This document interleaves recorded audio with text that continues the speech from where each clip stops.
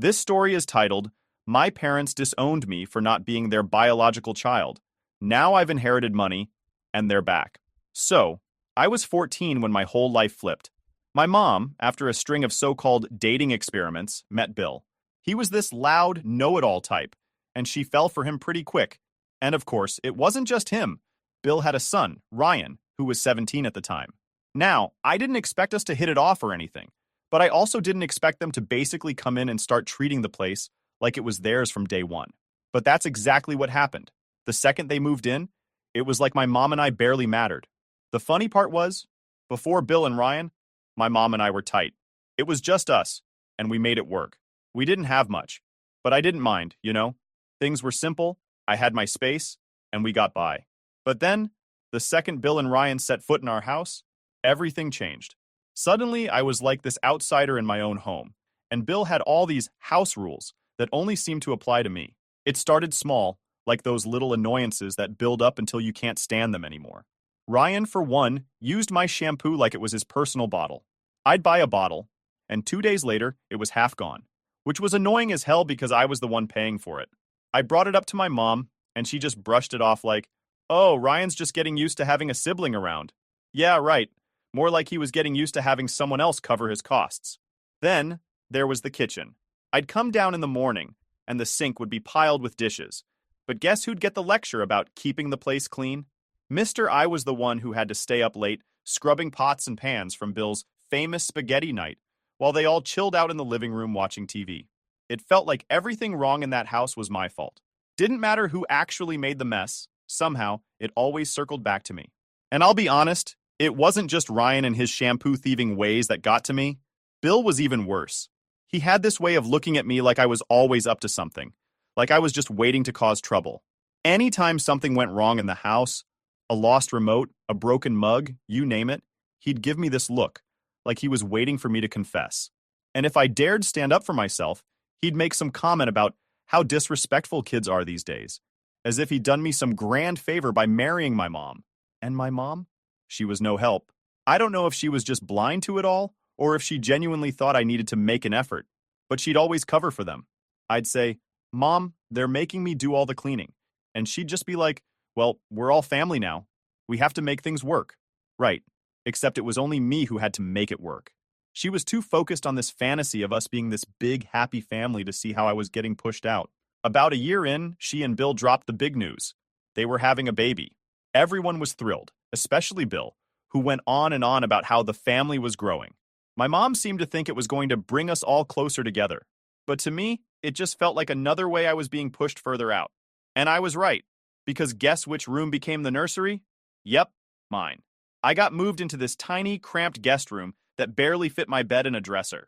I had no privacy, no space, and it felt like a huge slap in the face. They didn't even ask me. They just told me, like I was some tenant being moved around. It was like they were saying, this is our family now. You're just the kid who tags along. Then, when my new half-brother Max was born, everything revolved around him. Max this, Max that. Every day it was something new. Renovating this, buying that. Meanwhile, I was just there in the background, dealing with all the changes while they played house. Max was the star of the show, and I was just there. I tried to be happy for my mom, but it was hard when it felt like I was being phased out of my own family. Ryan took it as his cue to go full big brother mode, which basically meant acting like he owned the place. Not long after Max was born, Ryan dropped out of college and moved back home. Instead of picking up a job or, doing anything remotely responsible, he treated the place like his personal party pad. He'd have friends over all the time, music blasting, garbage left everywhere, and he didn't care. And neither did Bill. Anytime I tried to bring it up, Bill would just shrug and say, boys will be boys. My mom would give me this sad look like, what can we do? I don't know, maybe set some rules? I started spending as much time away from home as possible. School became my escape, and I joined every club I could just to have somewhere else to be. I stayed after school for hours, just to avoid going home to the chaos. It wasn't even about teenage rebellion. It was survival. Home felt like this minefield, where I was always one step away from getting chewed out for something stupid. It was exhausting. One night I came home late from a study group, hoping to sneak in quietly and just go to bed. But when I walked in, the house was dead silent. I checked the fridge for something to eat and found a note on the door. Went out to dinner, be back later. They'd all gone out without me. No text, no heads up, nothing. Just a cold note on the fridge like I didn't even matter. I stood there staring at it, feeling like someone had punched me in the gut. It was a small thing, but it hit hard. It was like they didn't even care if I was part of the family or not. And that's how it was from then on. Me, just an afterthought in their perfect family picture. They didn't need me, didn't want me. I was just the extra kid who got stuck on the sidelines. And the worst part? My mom saw it too, and she just let it happen. She was too busy playing house with Bill to notice that I was slipping away. Looking back, I realized that was when I really started pulling away from them. The note on the fridge, the ignored complaints, the constant reminder that I was just not part of this new family. It sucked, but I stopped caring. I knew then that I was on my own. And honestly, it was probably better that way. By the time I hit 18, I was done. I mean, really done. Living in that house was like being the odd one out 24/7, and I knew I had to get out. I'd been saving every penny from my part-time job, hoping to make enough to rent a place close to campus. It wasn't much, but it was my ticket to freedom. Problem was, my mom and Bill acted like my job was just some cute hobby. Anytime I'd come home from a shift, Bill would throw in comments like, "School should be your focus," or "You need to be here with family." Yeah, right. Like they ever actually wanted me around. Things hit a new low on one random Friday night. I was at work, busting my ass to save up, and when I got home, the house was a total disaster. I mean, like a tornado had ripped through it. Empty bottles, pizza boxes, and the smell. Let's just say it was like a mix of booze, trash, and stale food. I went upstairs, hoping my room was safe, but nope. My door was wide open, and my room looked like it had hosted a frat party. My bed was covered in stains. Don't even want to know what kind. A lamp was smashed, and my notebooks and projects were scattered across the floor, some of them ruined. Ryan, genius that he is, had decided my room was the perfect place to entertain his friends while I was at work. He didn't even try to hide it. His jacket was draped over my chair, and there was a stack of beer bottles under my desk. I was livid. This was my space, my little corner of the house, and he'd treated it like a public restroom. The next morning, I went downstairs, absolutely fuming. Bill, my mom, and Ryan were all having breakfast like it was just another day. I didn't even sit down. I just went off. I said, "What the hell, Ryan? You used my room as your personal party zone while I was working?" Ryan just shrugged, gave this lazy grin, and said, "Chill out. It's not a big deal. We cleaned up." Cleaned up? Yeah, right. His idea of cleaning was probably shoving stuff under the bed and calling it a day. Then Bill piped up, and he's all, "You need to be more responsible with your belongings. If you don't want people touching your stuff, you should keep it locked up." Seriously? I was supposed to lock up my own bedroom in my own house because his kid had no respect for boundaries? My mom just gave me this sad look like she wished I'd drop it. She didn't say anything, just sighed and mumbled, "Let's not turn this into a big deal." But it was a big deal. My room was trashed, and they didn't even care. After that, I started counting the days until I could leave. I was working extra shifts, taking on every possible hour I could, just so I'd have enough to cover a deposit and a couple of months' rent. I barely slept, barely ate, and every time I was home, it felt like walking on eggshells. Bill would complain about me being too independent. My mom would look disappointed, and Ryan just went on living like he owned the place, partying, mooching off my mom and Bill, and doing whatever the hell he wanted. Then came the last straw. This moment that completely broke me. I had this big science project I'd been working on for weeks. It was important, one of the few things I actually cared about at school, and I needed to get it done without interruptions. I set up in the living room where I thought I'd have a bit of space. But of course, the whole house treated it like I was just sitting there doing nothing. Ryan came in, blasting his music, practically yelling on the phone to one of his friends about plans for the weekend. Max, my little half-brother, was running around screaming his head off, and Bill was telling me to pick up because apparently my project was taking up too much space. They acted like I was in the way, like my work didn't matter. So I packed up my stuff and headed to a friend's house to finish the project there. Her parents let me set up in their dining room, and for the first time in forever, I had some peace. That was when it hit me. My home life wasn't just bad, it was toxic. My friend's family didn't make me feel like a burden. Her parents just offered me space, no questions asked. It was a small thing, but it meant everything to me. I finally realized how screwed up my situation was. My own family treated me like an outsider, but here I was at a friend's place, actually feeling like I belonged. It was messed up. By then, I had enough money saved to start looking at apartments. They weren't much, Small, old, and a bit far from campus. But they were mine. I could finally get out. I found a place that was affordable, put down the deposit, and planned my move. I wasn't even going to tell my mom and Bill until the last minute, because I knew they'd try to talk me out of it or make me feel guilty. But part of me wanted them to see how fed up I was, to finally get it through their heads that they'd pushed me too far. One night after dinner, I sat them down at the kitchen table. My heart was pounding, but I was done with being scared or guilty. I looked them both in the eyes and said, "I'm moving out." Silence. My mom just stared at the table, and Bill actually laughed, like it was some big joke. He shook his head and said, "You think you're ready to live on your own? You barely even know how to manage yourself here." That stung, but I didn't let it show. I just said, "I've saved enough to cover the first few months' rent, and I found a place. I'm ready." Bill went off, calling me selfish, ungrateful, saying I was abandoning my family. He even threw in this line about how Max looks up to you, you know? As if that was supposed to keep me chained to this toxic mess.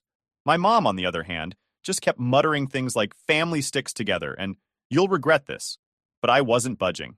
I packed up everything I owned that night. My mom came into my room once while I was packing and tried to make small talk, offering me some of the old pots and pans. We barely spoke about anything real. It was like she couldn't even admit this was actually happening. By morning, I was ready to leave, and when I walked out that door, I felt a mix of relief and sadness. It was hard, but I knew I was doing the right thing for me. When I finally locked the door to my new apartment, I felt this weird mix of freedom and fear. For the first time, I could breathe without worrying about Bill's moods or Ryan's messes. I could come and go as I pleased, eat when I wanted, and just exist. That first night was rough. The place was tiny, and the silence felt strange. But little by little, I settled in, and I realized I was finally free from the constant stress of that house. I'd finally reached my breaking point, and honestly, I'm glad I did. It was the push I needed to get out and start living my own life, even if it meant leaving my so-called family behind. Once I moved out, I thought things would get better. And they did in a way. I was finally free of the drama, the constant blaming, and the whole "you're not really one of us" vibe that I'd been putting up with for years. I was living paycheck to paycheck in a tiny apartment, balancing work and school, but at least I was doing it on my own terms. No more Ryan trashing my stuff, no more Bill's lectures about responsibility, and no more cold stares from my mom when I didn't bend over backward to make them happy. But then, out of nowhere, I get this phone call from my mom. She hadn't reached out in months. Not a, "Hey, how's it going?" or even a basic, "Are you alive?" So I knew something was up the second I saw her name on my screen. I figured she wanted something. Maybe help with Max or some family event they wanted me to show up for. But nope. This call was on a whole new level of messed up. She starts off with the fake sweetness she always uses when she's about to drop some bad news, like I wouldn't see right through it. "Hey, honey, just wanted to check in," she said, as if we'd been talking every week. After some awkward small talk, she gets to the point. "So, Bill has been thinking about his will," she starts, trailing off like she's expecting me to fill in the blanks. I just stayed silent, waiting for her to continue, even though I already had a bad feeling about where this was headed. Then she says, all casually, "Well, he's decided that it makes the most sense to leave everything to Ryan and Max. You know, because they're his biological kids." She says this like it's the most logical, reasonable thing in the world, like I'd just nod and go, "Oh yeah, of course." But honestly, I was speechless. I mean, it wasn't like I expected to get much from Bill, but hearing it spelled out like that just hit me. It was like the last nail in the coffin. After years of putting up with their crap, here was the final message. I wasn't really family to them. I took a deep breath and said, "Okay, sure, if that's what he wants." I kept my voice calm, but inside I was furious. It wasn't even about the money. It was the fact that, after all those years living under the same roof, all the times I put up with their nonsense, I was still seen as the extra kid, the outsider. My mom tried to smooth it over, saying, "You know it doesn't change how we feel about you, right?" Yeah, because this was all about feelings, and not the fact that they just outright told me I wasn't family when it mattered. The thing that really got me was how my mom tried to act like she was just delivering practical news, as if this was just some minor family update. I wanted to tell her how messed up it was, how much it hurt to be brushed aside like that, but I knew it wouldn't change anything. This was just who they were. Bill, the guy who never wanted me around. Ryan, the golden child, and my mom, too busy playing family with her new husband to care about her own kid. After that, I kept my distance even more. I didn't visit, didn't check in. I was focused on my own life, trying to keep my head above water. I'd worked hard for every single dollar I had. I was juggling 2 jobs while going to school full-time, living off instant noodles, and washing my clothes at the laundromat. It was rough, but it was my life, and I didn't owe them anything. I started making my own family with friends who actually cared about me, people who didn't see me as an outsider. I'll never forget the day I got the call about Uncle Steve's inheritance. It had been a few months since I'd last spoken to my mom after she laid out that whole not part of the will crap. Since then, I'd been living my life, trying to make ends meet without stressing about them or their messed up version of family.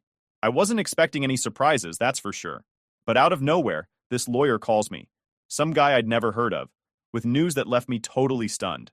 "Am I speaking with Emma Turner?" he asked, all professional. I nearly hung up, thinking it was some scam, but something about his tone made me pause. "Yes, this is Emma," I replied, already suspicious. And then he drops it. "I'm reaching out regarding the estate of your uncle Stephen Turner. I'm very sorry to inform you that he passed away recently. I barely knew Uncle Steve. He was one of those distant relatives you'd only see at holidays once in a blue moon. I mean, I couldn't even remember the last time we spoke. I think I was still a kid back then. So hearing that he'd passed away, yeah, it was sad, but it wasn't like it hit me super hard. What did hit me hard was what the lawyer said next. He went on, saying that Uncle Steve had left me everything in his will. Like, all of it. The guy I barely knew had decided that I should inherit his estate. At first, I thought I must have misheard him. I was just standing there, clutching my phone, replaying his words in my head.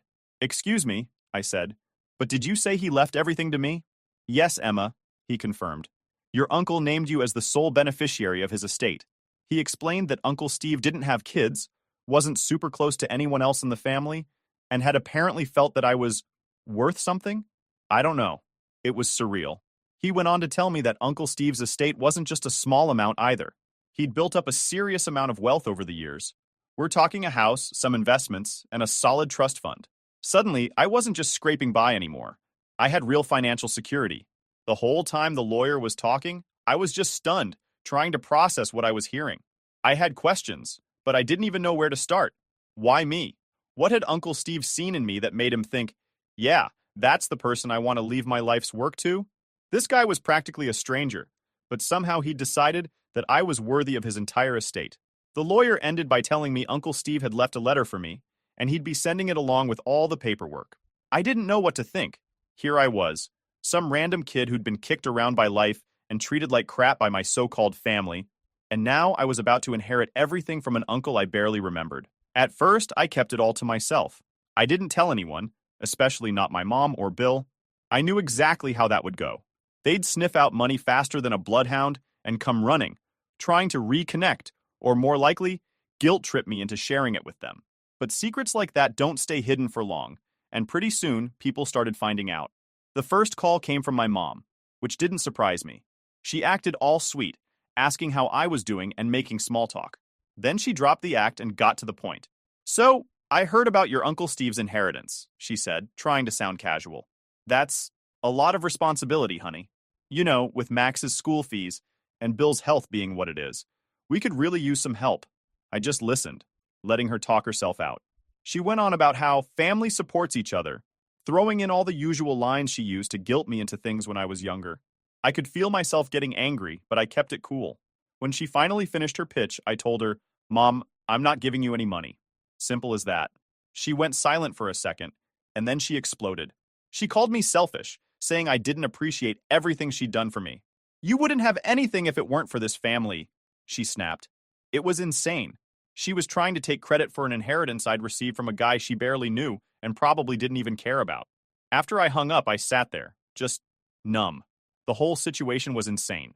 They hadn't given a damn about me until now, but the second they caught a whiff of money, suddenly they were family.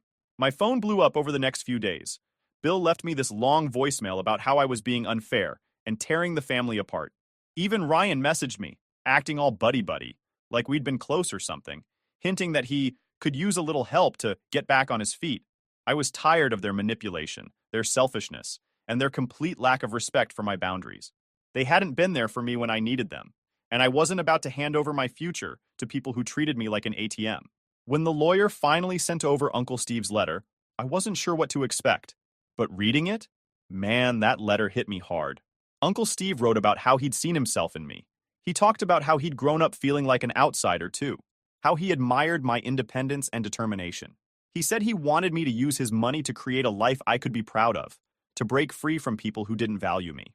It was like he saw right through everything I'd been dealing with, even though we barely knew each other. That letter made me realize that I wasn't just lucky. I was given a chance to finally escape the toxic cycle my so-called family had dragged me into. Uncle Steve might have been distant, but he'd seen something in me, something even my own mom never cared about. I wasn't about to waste that. After reading his letter, I decided to take control of my life for real. I bought a small place, just a modest little house I could call my own. For the first time, I had real security, and I wasn't going to throw that away on people who only wanted to use me. I started planning my future, investing the rest of the inheritance wisely. I talked to a financial advisor, got my ducks in a row, and started mapping out the kind of life I wanted to live. And yeah, the calls and messages eventually slowed down when they realized I wasn't budging. I didn't regret a thing. Uncle Steve's inheritance wasn't just money, it was freedom. Freedom from guilt, from manipulation, from people who'd never actually cared about me. I had a fresh start, and for the first time, I wasn't held back by my family's drama. Letting go of them wasn't easy, but it was necessary. I had a chance to live life on my own terms, and I wasn't about to waste it. Final update. I thought cutting off my mom, Bill, and Ryan after the whole inheritance mess would finally be the end of it. I was prepared to go fully no contact, block them, live my life in peace. I had my own place now, was finally doing things for myself, and wasn't looking over my shoulder every time my phone buzzed, wondering what new demand or guilt trip they'd try to pull. I was done, or at least, I thought I was. Turns out these people were just getting started. A couple of weeks after I shut them down and refused to share Uncle Steve's inheritance, my mom reaches out again. This time, it's not a phone call, but a text. It says something like, "Let's meet up. We need to have a real talk." For the family, she even threw in a little "love you" at the end, which, yeah, didn't exactly sit well given everything that had gone down. But a part of me was curious. Maybe she'd finally realized how messed up everything was and was ready to apologize? Spoiler, I was way too hopeful. So I agreed to meet her, but only in a public place. We picked a coffee shop close to my new place. And when I walked in, I could tell right away this wasn't going to be some heart-to-heart moment. She had that look, the one she always used to get when she was about to guilt me into doing something or pull some manipulation stunt. And right away, I knew she hadn't come to patch things up. This was going to be another ask. After a little small talk, where she barely asked anything about me or my life, she got straight to it. "Emma, this situation with Uncle Steve's inheritance has been really hard on all of us." She paused, looking at me like she expected me to nod along. I just kept a neutral face, waiting for her to get to the point. Then she says, "With everything going on, Max's private school fees, Bill's health, the house needing repairs, we're struggling, really struggling." I just nodded, waiting for it, because I knew where this was going. But she kept pushing. "You're family, Emma, and family helps each other. We did our best to raise you, and it's only fair you help us out now that you've got some financial stability." I could feel my blood boiling. Here she was, acting like they'd been this supportive, loving family my whole life, like they hadn't been pushing me aside, letting Ryan wreck my stuff, and cutting me out of any plans unless they could use me for something. And now that I was finally on my feet, they were here, hands out, expecting me to just hand over everything. It was unreal. She kept going on about how a little help could go a long way for them, how they were thinking of upgrading the house, even how she and Bill were considering a vacation to ease the stress they'd been under lately. A vacation. After all this. She wanted me to pay for a vacation for her and the guy who'd made my life hell. I couldn't take it anymore. I cut her off and said, "Mom, just be straight with me. What are you asking for?" She looked me dead in the eyes and, without missing a beat, said, "I expect you to write me a check for $1 million. $1 million. Like I was just sitting on piles of cash ready to hand over. I actually laughed out loud. Couldn't help it. It was just that insane. "Excuse me?" I said, practically choking on my coffee. But she didn't even flinch. She looked right at me and said, "Well, it's only fair. Technically, that money should have gone to me since Steve was your father's brother. It should have been ours." She said it so calmly, so entitled, like I was just supposed to nod along and hand her a massive check because she felt like she deserved it.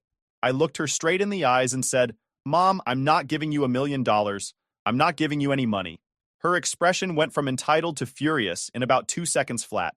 She started going off, calling me ungrateful, selfish, saying I was turning my back on my family. She went on, twisting everything to make me seem like the bad guy, like I was the one who'd somehow betrayed her. I just sat there, letting her rant. Eventually, I couldn't take it anymore, so I put a $10 bill on the table for my coffee, got up, and left. She was still going on as I walked out, but I didn't look back. I was done with this crap. Done with her. Done with all of it. But of course, that wasn't the end of it.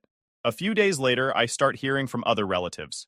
Suddenly, my phone is blowing up with texts and calls from cousins, aunts, and uncles, some I hadn't heard from in years. Apparently, my mom had been telling everyone that I stole the inheritance, that I was refusing to share what was rightfully hers.